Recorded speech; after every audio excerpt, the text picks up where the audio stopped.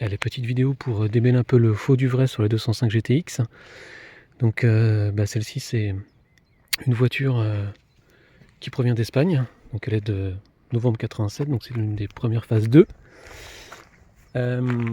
Alors pour vous dire, une 205 GTX c'est une voiture qui n'a rien à voir avec une 205 XS malgré sa ressemblance. C'est une voiture qui est équipée d'un 1,6 litre d'origine Talbot, donc le J2A, qui développe dans cette version 94 chevaux. Voilà, plutôt une voiture beaucoup plus coupleuse que les XS françaises avec leur 1,4 litre TU3S.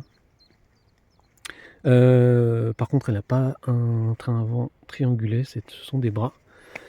Comme sur les 205 XS. Qu'est-ce qu'on peut dire d'autre? D'un point de vue extérieur, elle a les jantes alu, elle a les baguettes rouges, le petit sigle GTX qui va bien. Donc les baguettes, elles sont, c'était des baguettes qu'on trouvait aussi en accessoirie sur la boutique Peugeot Talbot. Voilà, donc c'est plutôt. Alors voilà, ça, petit différence, ici ce ne sont pas des longues portées, contrairement aux 205 GTI, ce sont des anti-brouillards et on peut les actionner à l'avant avec un petit bouton à l'intérieur de la voiture. Voilà, ici le moteur, donc, que les connaisseurs reconnaîtront sans nul doute, donc le 1,6 litre d'origine Talbot J2A. Donc il est ici en version 94 chevaux avec le même carburateur Weber 36D CNVH. En revanche, voilà, un peu avec des réglages un peu différents, puisque voilà, la voiture procure 94 chevaux. Que dire, voilà, en tout cas ça c'est un véhicule qui a 184 000 km mais qui se porte comme un charme. Après une petite remise à niveau mécanique. Des choses assez simples, hein, la bobine, la pompe à eau, le Calorstar, la pompe à essence, les fils de bougie, le doigt d'allumeur, la tête de Delco, bien sûr toutes les vidanges qui vont bien. Un cardan qui a été changé, les bras de suspension, donc qui ont les rotules à l'intérieur intégrés. Et puis d'un point de vue esthétique, les feux, les jantes sont d'origine, les pneus sont un peu plus larges que ceux d'origine, l'ancien propriétaire avait fait ce choix, des bavettes, comme à l'époque, et puis d'un point de vue intérieur, un petit poste un peu postérieur mais qui va bien, radio cassette, le changement du pommeau, et puis les mousses d'assises qui ont été changées aussi, puisque les anciennes étaient avachis. Donc c'est un tissu qu'on appelle Monaco, qui n'est pas celui des 205 XS comme on peut le lire parfois. J'ai changé aussi la casquette de compteur parce qu'elle était fendue. Voilà, et puis plutôt un intérieur sympathique. Alors ce qui est sympa aussi, c'est que le ciel de toit est noir comme les 205 GTI. Ça lui va assez bien. Et puis les habillages de porte sont aussi comme ceux d'une XS en revanche. Et voilà ce qu'on pouvait vous dire sur l'extérieur et l'intérieur. Alors on va s'asseoir au volant pour voir tout ça.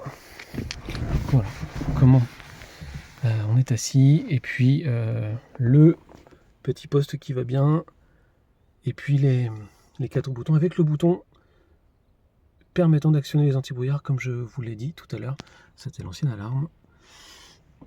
Et voilà, écoutez, on va faire un petit tour. On se retrouve au volant de cette 205 GTX. Donc on va essayer de tenir le téléphone en même temps que je roule, pas facile. Mais ça va aller, c'est une petite route. Avec pas trop de monde. Voilà. Alors il faut savoir que la boîte est assez courte, c'est une boîte de 205 GTI 1,6 litre. Donc voilà, ça permet d'avoir des démarrages vraiment sympathiques et plutôt nerveux. Donc là on est en 4ème, on est presque à 60, on peut déjà passer la 5ème, chose que je viens de faire, et on roule sur un filet de gaz entre guillemets, et on est plutôt bien. Alors si on peut rouler bien entendu beaucoup plus vite et beaucoup plus nerveusement, mais on est sur une petite route et c'était plutôt l'occasion, voilà, de vous montrer et de vous faire écouter le bruit si jamais vous l'entendez, enfin le son du moteur pardon.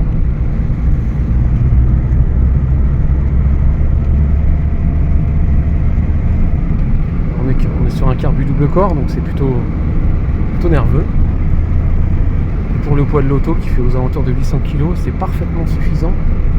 On n'est pas loin, je pense, des performances d'une 205 GTI 105 chevaux.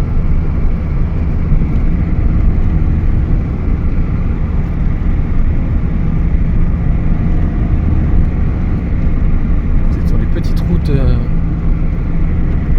du Gâtinais français, comme on dit.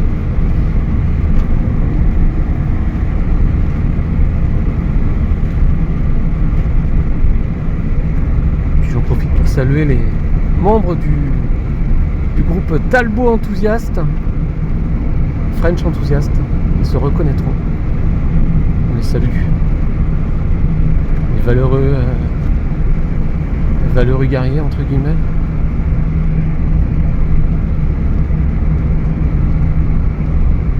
Alors, on va repasser une 4ème.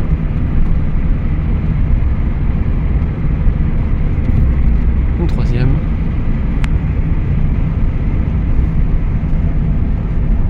Alors le freinage est celui d'une 205 XS, on va dire, hein, donc c'est pas fameux, c'est-à-dire voilà, ce sont des tambours à l'arrière, hein, donc et des disques pas très grands. Alors on va se méfier ici parce que c'est ici que j'ai eu pour tout vous dire, un accident de vélo, donc on va se méfier. Et voilà. On se reprend sur les petites routes. On vient de quitter un village, donc ça va rien de filmer. Il faut être prudent. Une voiture qui tient franchement bien la route quand même, hein. Malgré un train avant qui n'est pas triangulé. J'ai changé les amortisseurs, les tirants de barre stable aussi, enfin ici en bloc de barre stabilisatrice pardon. Donc voilà, c'est plutôt donc j'ai aucun bruit pardon dans le train avant. Train avant qui est presque parfait.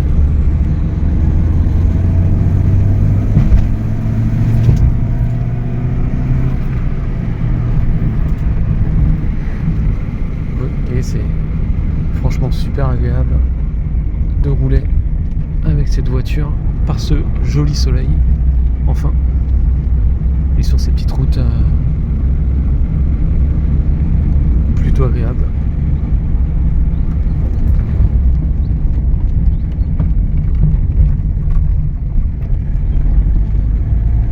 Allez, je vous laisse là, j'espère que cette vidéo vous aura plu.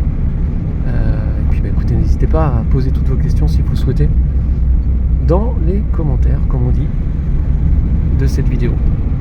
Voilà. Écoutez, à bientôt. Et puis le principal, c'est de prendre soin de vous, d'aimer les voitures et d'aimer la vie. À bientôt.